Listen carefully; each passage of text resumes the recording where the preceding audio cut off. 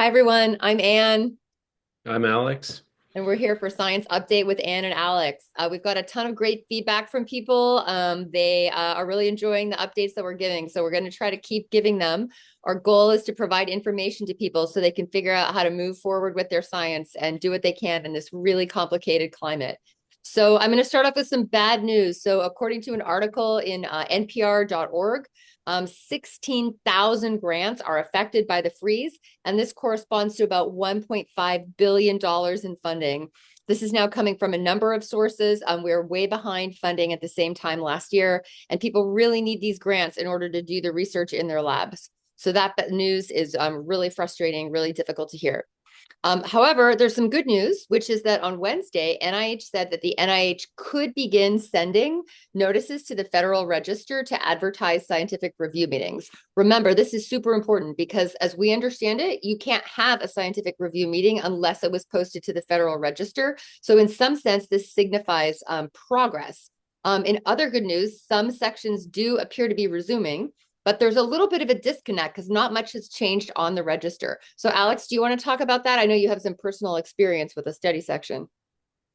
Yeah, I'm serving on a study section that was originally scheduled to meet in person March 10 and 11. And I was just notified today that it is going to be held on schedule, but will be held virtually.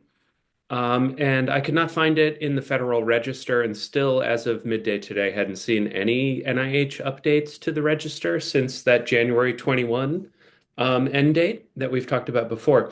So, my takeaway from this is people are trying to accomplish some semblance of functionality, but it's probably deeply chaotic, and a lot of the systematic understanding we've been seeking may not really give us much predictive power. So, Yeah. So yeah, starting study to section's happening. study section is happening. Really glad to hear that. And Alex, I hope you can go and discuss science with your colleagues and generate some feedback on those grants to help the grant writers move forward with their science.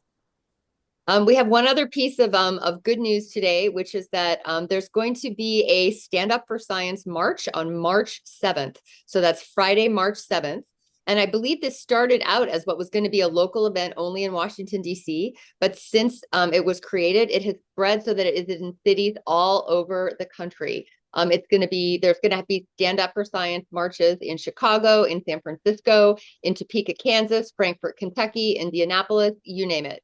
I'm going to be in San Diego that day. I'm going to be giving a talk at the Salk Institute. So if you're listening to this and you're from the Salk Institute, or maybe you're from San Diego, let's find a way to do Stand Up for Science there. So wherever you are, talk to your colleagues. We'll leave some information in the comments about the Stand Up for Science March.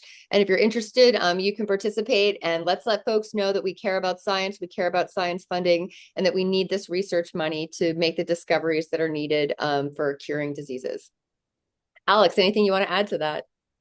Well, yeah, I mean, I'll just tie everything together and say, I think we should all be operating at multiple scales during this crazy time.